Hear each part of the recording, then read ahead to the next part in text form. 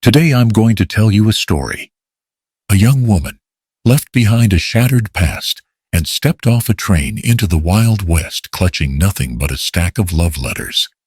Letters from the man she believed would be her husband. But when she met him, he had no idea who she was. And stranger still, those letters, they sounded exactly like the voice of his late wife, who'd been dead for over a year. And that was only the beginning. The train hissed like a wounded beast as it groaned to a halt at the edge of Goldspur, a town so small it barely earned its place on the map.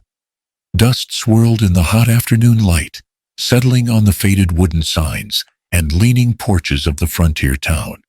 Iris Caldwell stepped down from the iron steps of the passenger car, her green traveling dress dulled by soot, her gloved hands clutching a worn carpet bag, and a bundle of letters pressed close to her chest. She was 25, though her reflection in the window that morning had looked older, aged not by years, but by loss. Once the daughter of a respected New Orleans banker, she had played Chopin on a grand piano beneath chandeliered ceilings. But that world had vanished like fog in sunlight the day her father was convicted of fraud. Everything, reputation, fortune, future, had crumbled overnight. All she had now were inked promises and fading hope. The final letter, folded neatly and worn at the corners, lay atop the bundle in her hand. She had memorized the words, "I cannot wait to see the face behind such beautiful thoughts." Signed, Elijah Merritt. A name she had held like a lifeline through sleepless nights. Her boots crunched over sun-baked gravel as she stepped onto Main Street. She lifted her eyes, searching. The heat shimmered in the distance. Townsfolk came and went, a woman with a baby on her hip, a shopkeeper sweeping his porch, two cowhands arguing over a card game. But no tall man with storm-gray eyes. No Elijah. A slow dread crawled up her spine. A stable hand stopped and stared at her, as if he were seeing a ghost. "Ma'am, you all right?" he asked, removing his hat with hesitant courtesy. "I'm looking for Elijah Merritt," she said, her voice barely audible over the rustle of dry wind. He frowned, glancing toward the hills beyond the town. "Merritt's ranch is out yonder, but he ain't expectin' no visitors. Far as I know, he ain't looking to court anyone either." The blood drained from her face. Her fingers tightened around the letters. "But I received these from him. He wrote me. He invited me." The young man scratched his head.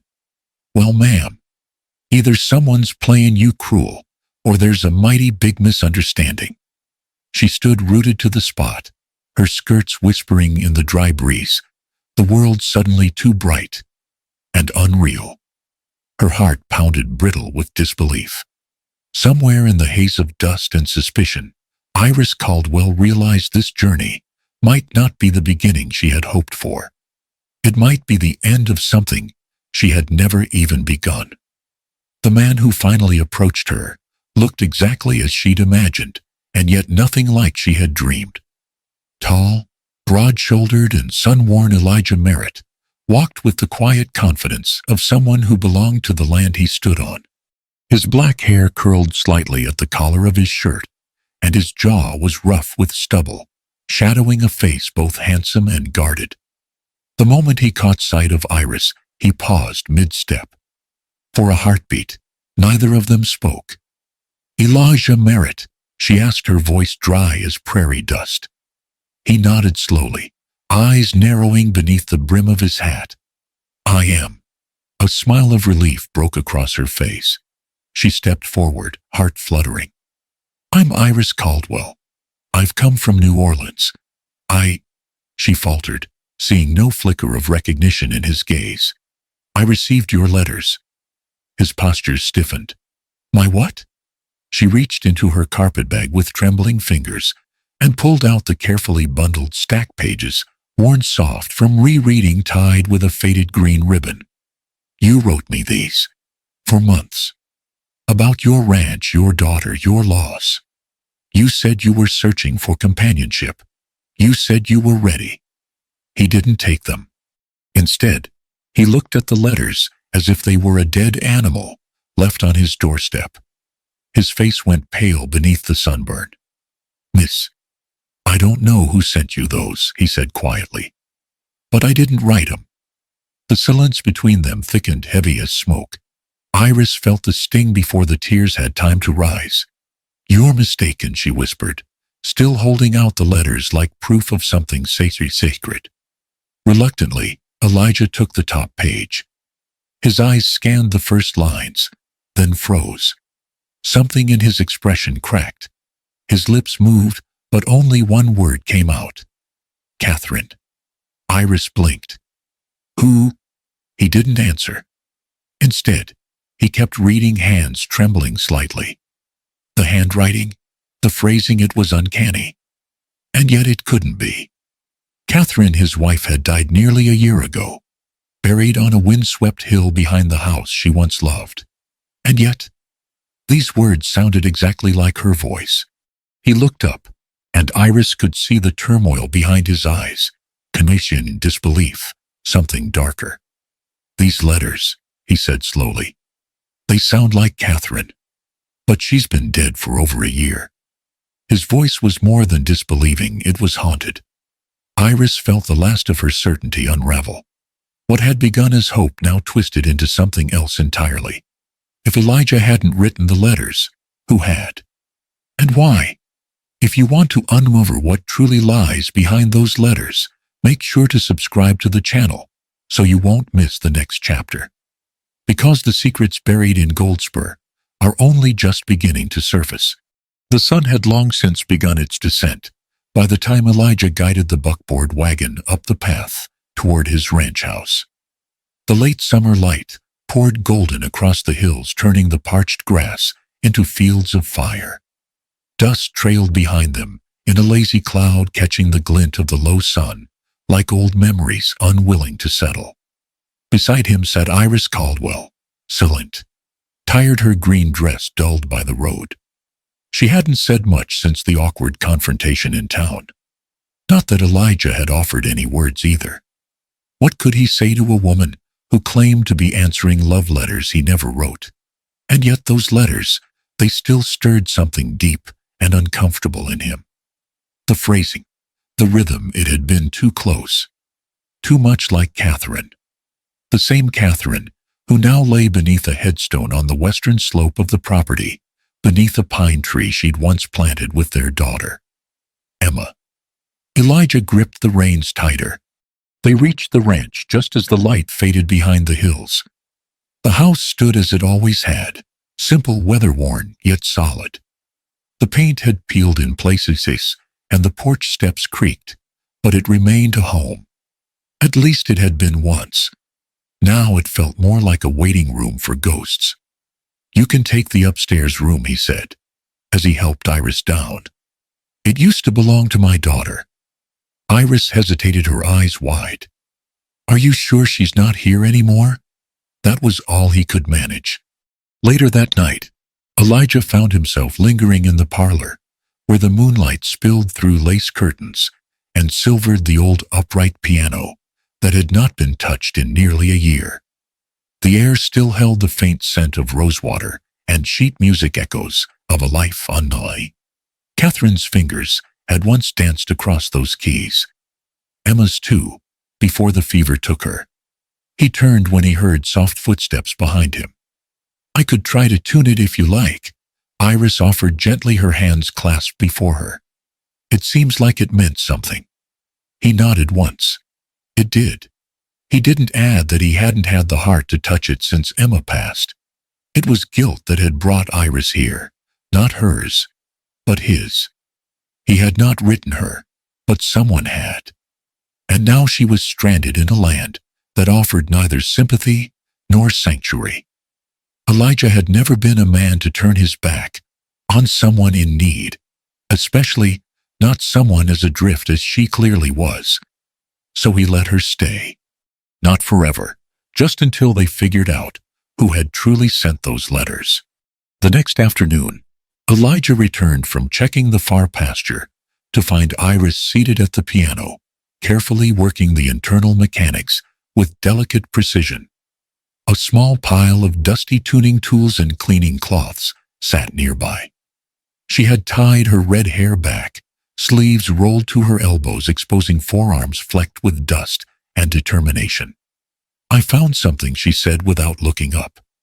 Behind the soundboard, jammed between the frame. Elijah crossed the room, and she handed him a small time-worn notebook. The leather cover was cracked with age, the pages filled with looping handwriting. He felt the breath leave his lungs. "Emma's journal," he murmured. Iris nodded solemnly. "It seems she wrote in it often. I wasn't trying to snoop." Elijah shook his head. "You didn't. She always kept it close." He opened it slowly, reverently. The pages whispered with the voice of a child he could no longer hear. On one page, nearly in the middle, his eyes caught a note that froze the blood in his veins. "Mama went out again today. I think she's meeting someone. I saw her talking to a man near the edge of the orchard. She didn't know I was watching." He read it again, slower this time. A man, Catherine meeting someone secretly. It didn't make sense. Catherine had barely left the house during Emma's illness. And yet, Elijah's mind twisted, reaching backward through time, piecing together quiet absences, odd remarks, the way Catherine sometimes stared out the window too long, too quiet. "Are you all right?" Iris asked gently. He shut the journal. "I'm not sure."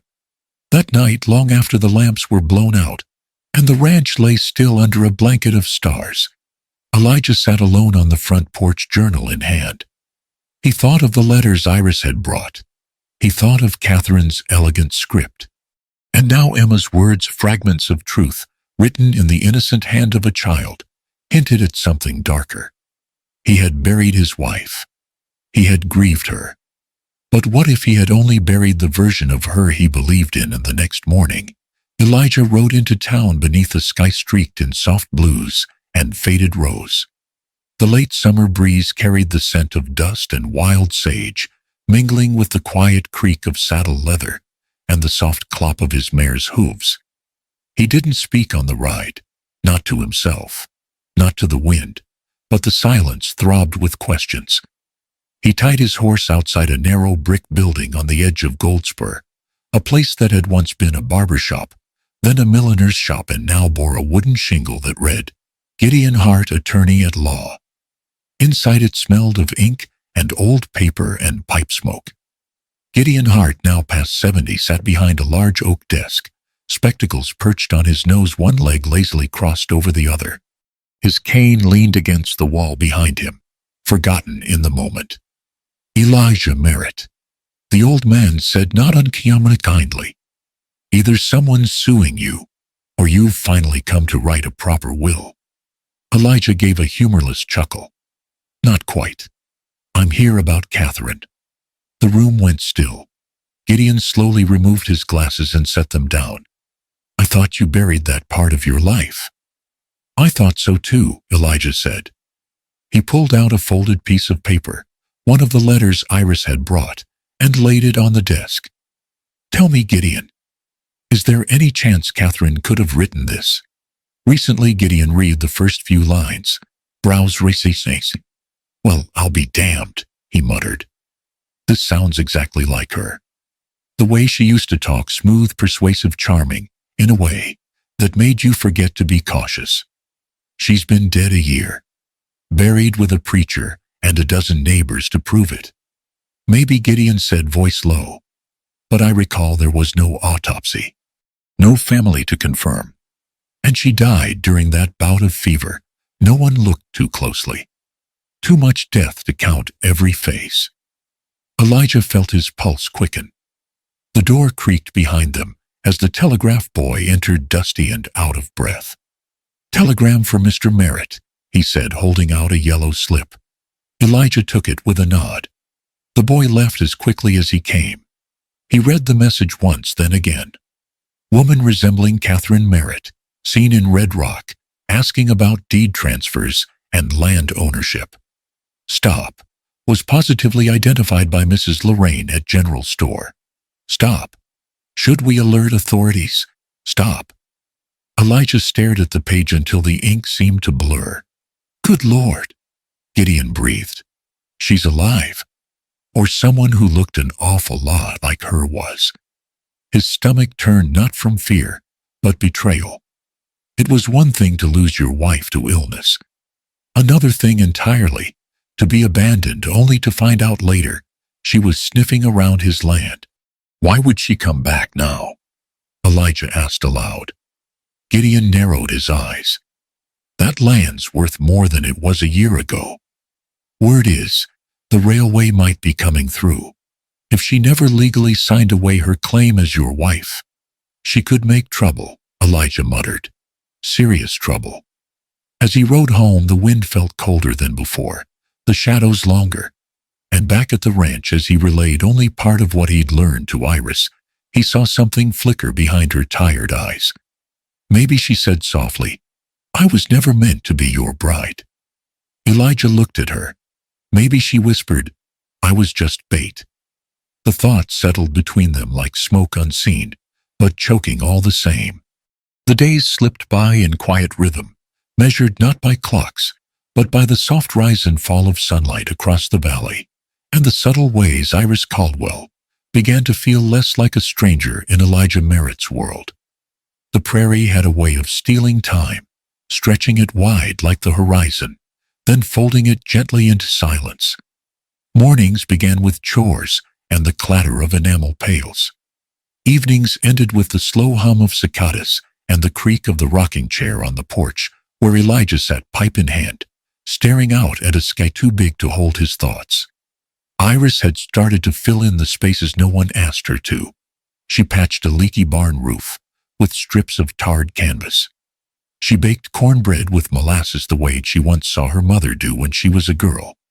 She even repaired the torn hem of Elijah's shirt without telling him. And in return, he had shown her where Emma used to plant wildflowers along the edge of the fence. He told her about the time Catherine got caught in a thunderstorm, rounding up loose cattle, and laughed softly, almost unwillingly, at the memory.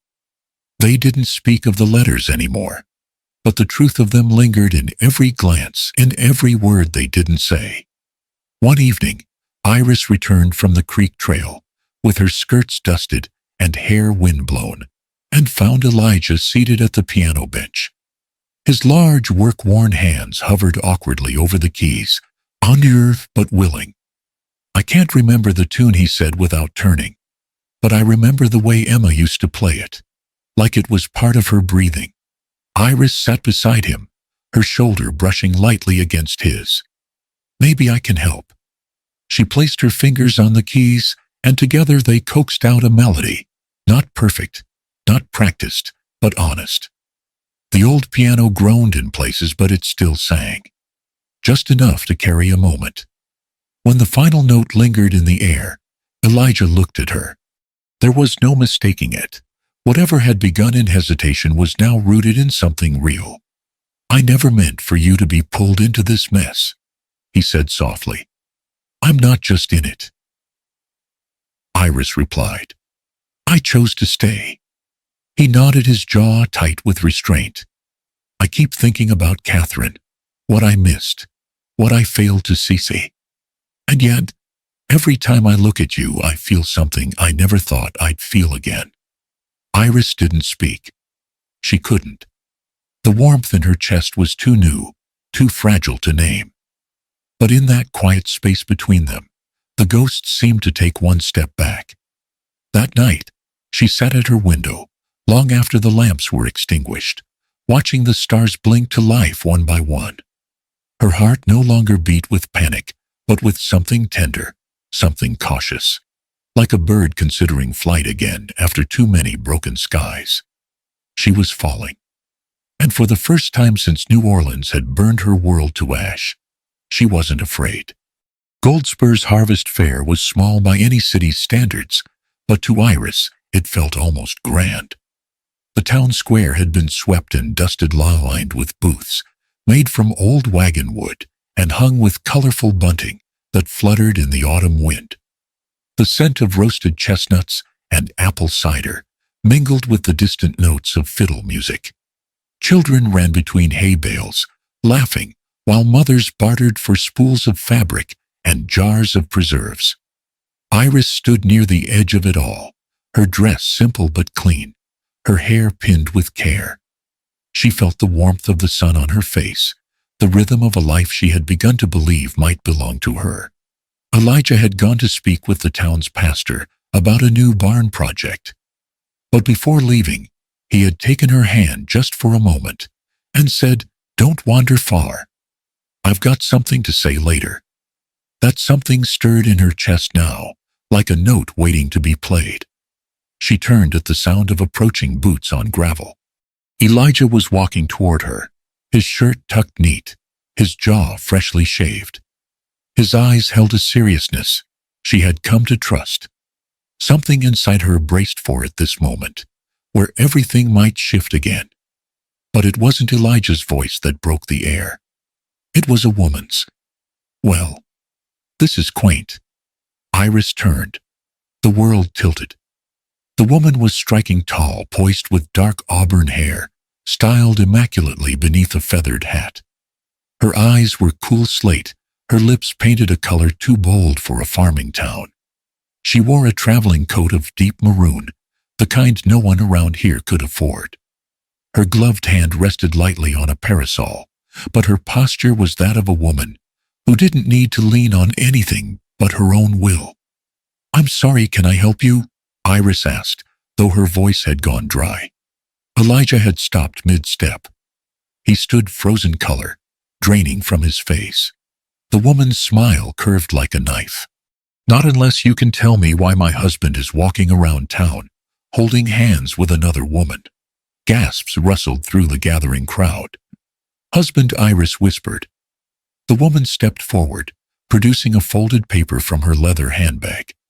She held it up for all to see, deliberate and theatrical. "Marriage certificate," she said crisply. "Catherine Merritt. Still quite legal, as I've never been declared deceased." The name struck like a slap. Iris's throat closed. She looked to Elijah, searching for denial, for explanation, for anything, but he only stared speechless. "I suppose I should be thankful," Catherine continued, voice cutting through the murmurs. "My absence gave you time to entertain. Local flavor." She turned to Iris, eyes raking her up and down. "Though I must say," she said coolly, "you've chosen rather cheap company, Elijah." The word cheap landed like a stone in Iris's gut. Before she could speak, another throat appeared beside Catherine, a younger man, in a dark suit, with the gleam of polished shoes and papers in hand. "I'm her attorney," he said, addressing Elijah. "Mrs. Merritt is here to reclaim her lawful place as wife and co-owner of the Merritt estate. We'll be reviewing deeds, property claims, and any recent attempts to falsify transfer of ownership. Also," he added, glancing at Iris, "we expect this woman removed from the premises immediately." Iris felt the earth give way beneath her. Elijah opened his mouth, but nothing came. The music had stopped.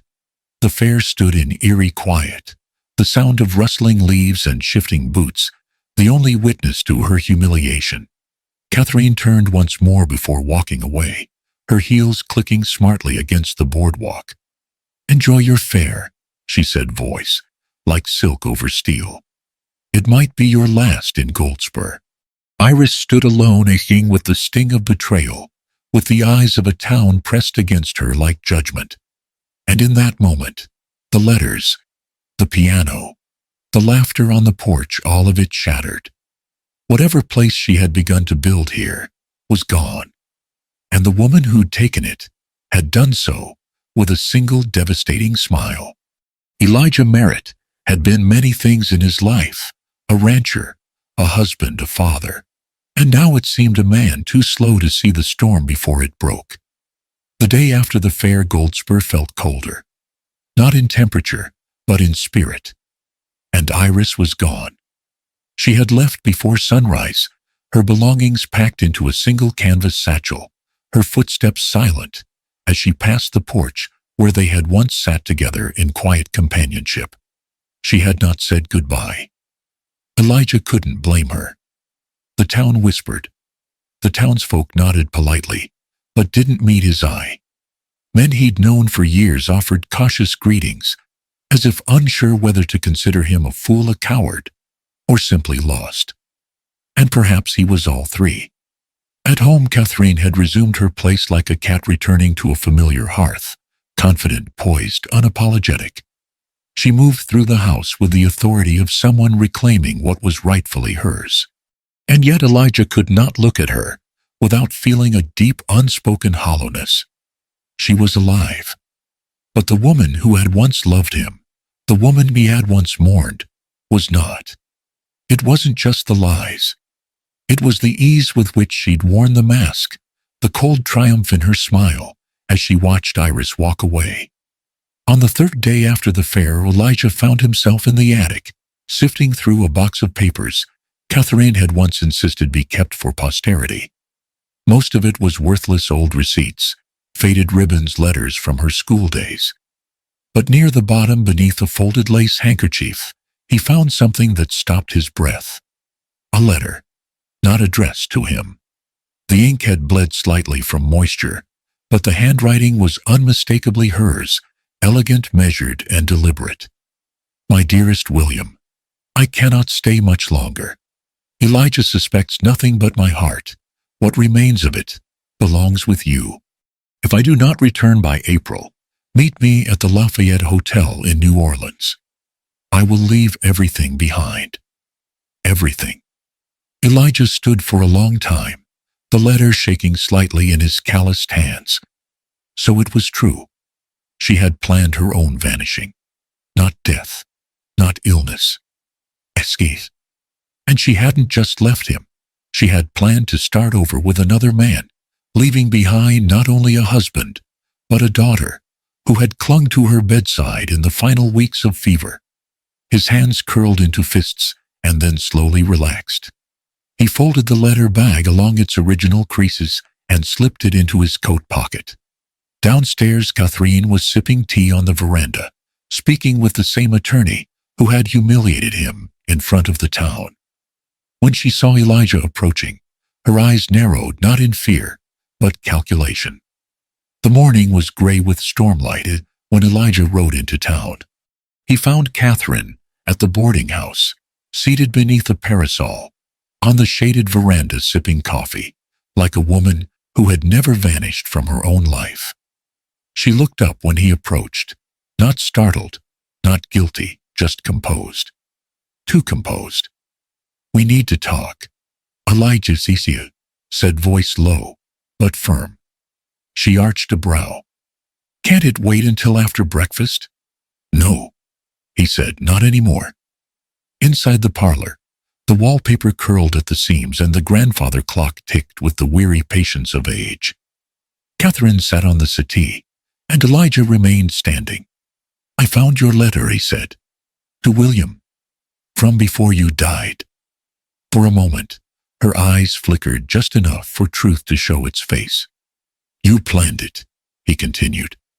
You staged your disappearance, left your daughter behind in a sickbed, and ran off to start a new life. She tilted her head, the corners of her mouth twitching into something between amusement and disdain. You were always so romantic, Elijah, as if duty and loyalty were the only currency that mattered. And now you're back, he said. Not for me, not for Emma's grave, but for land. Catherine didn't flinch. You think I came here out of nostalgia. I think you came here to rob me through the law instead of through love. Her expression darkened. I wrote those letters, she admitted at last, smoothing a fold in her skirt. Every word of them. I crafted them carefully, knew exactly what kind of woman would respond. I needed someone, pitiful, respectable, and disposable. Iris was perfect. I knew you wouldn't throw her out right away, and the town would start whispering. That was the point. To cause a scandal, Elijah said slowly. To make your name muddy enough that I could walk back into it, she confirmed. And when the legal questions arose, who do you think the court would favor? A grieving wife returned from the dead, or a man playing house with a mail-order girl. The silence that followed was thick as molasses, heavy with disgust, and something like mourning, not for the woman before him, but for the one he thought he'd buried. "You don't belong here anymore," he said finally. Catherine stood drawing herself up with aristocratic pride. "We'll let the courts decide." But as Elijah turned to leave, the sound of shouting reached his ears, distant at first, then sharper, panicked. "Fire!" someone cried. "It's coming from the Merritt place," Elijah bolted. The ride back was a blur of wind and hooves and smoke thickening on the horizon. By the time he reached the ranch, flames were already clawing their way up the north barn wall. The dry timbers crackled like bones. "Help!" a ranch hand shouted. "There's someone inside." Without thinking, Elijah dismounted and ran into the heat. The smoke stung his eyes, turned his lungs to ash. He stumbled through the main hall of the house, coughing, calling out, until a voice answered through the haze. "Elijah!" He turned, and there, emerging from the thick smoke near the stairwell, was Iris. She was covered in soot, eyes wild but alive. "I came back," she shouted over the roar. "I saw the fire from the ridge. I couldn't just leave." Together, they navigated through the choking air. Elijah kicked open the door to his study, where the flames hadn't yet reached. There on the desk lay Emma's journal, unditched. "Take it," he gasped. "And this, Iris?" cried, reaching into her satchel. She held out a bundle, Catherine's letter to her lover. They stumbled out, just before the porch collapsed behind them. Men rushed in with buckets and blankets. Elijah and Iris collapsed onto the dirt, coughing, breathless, trembling, but alive. The fire would take the barn. The smoke would scar the walls. But the truth had survived. And so had they. The fire left behind a blackened shell, where the north barn once stood, and smoke-stained beams marked the side of the house like bruises. But in the weeks that followed, something unexpected took root among the ashes. Hope. The townsfolk who once whispered behind hands now came forward with hammers and nails, planks and paint, and hands that remembered what it meant to stand beside a neighbor. The scandal had passed, with the wind carried off by the truth that followed. Catherine had been arrested and taken into custody by federal marshals, charged not only with fraud and attempted land theft, but with falsifying her own death, a legal knot the judge unraveled with clarity.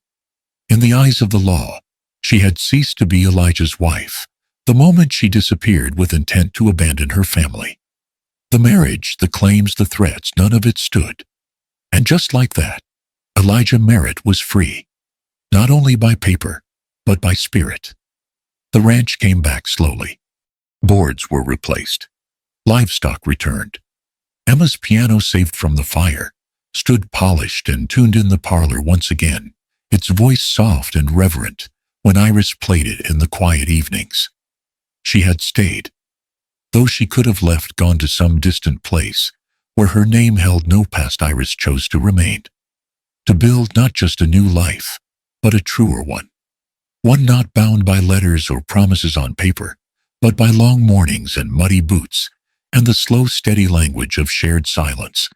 One afternoon, with spring just beginning to touch the cottonwood trees, Iris found an old tin box tucked behind a beam in the attic.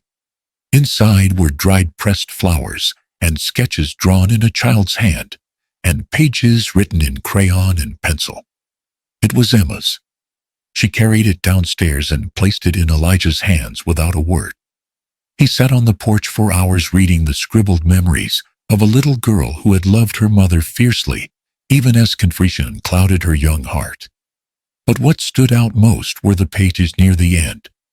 One line written carefully, as if she had tried to sound older than she was. "If Papa ever feels lonely, I hope someone writes him letters too. Real ones that don't lie." That evening, beneath the sky burning in gold and lavender, Elijah walked out to where Iris stood by the paddock, her hands brushing the mane of a restless colt. "I never wrote those letters," he said. She turned to him, not startled, but curious. But every word I would have written, I feel now." She smiled faintly, waiting. He reached into his coat pocket, pulled out nothing but air. "No letters this time," he said gently. "Just this." He knelt, boots dusted from the fields, his voice steady, despite the weight of it all. "Marry me, Iris." Caldwell. Not because we're running from anything, not because we're trying to fix what was broken, but because you and I, this feels like the only truth I've known in a long, long time. Her eyes filled not with shock, but with something far deeper, recognition. She nodded. Yes. They were wed beneath the oak, where Emma used to read aloud with no guests, but wind and grass, and the memory of a girl who once believed in letters that could mend hearts. And in the evenings that followed, as dusk settled across the hills and the porch creaked beneath 2 chairs instead of 1, the music of the prairie returned not from ink or parchment, but from laughter and life, and the sound of 2 people choosing each other again and again in the quiet. No longer strangers bound by chance, but a man and a woman, finally home. In the end, it wasn't the letters that mattered, but 2 people who chose to love again, despite the ashes, the lies, and the ghosts of the past. Iris was no longer just a mail-order bride. Elijah was no longer a man haunted by what he'd lost. They found something real, not in promises written on paper, but in truth spoken from the heart. Thank you for listening to today's story. If you believe that love can grow in the most unexpected places, leave us a comment, and don't forget to subscribe for more stories where the spirit of the West still lingers in every word.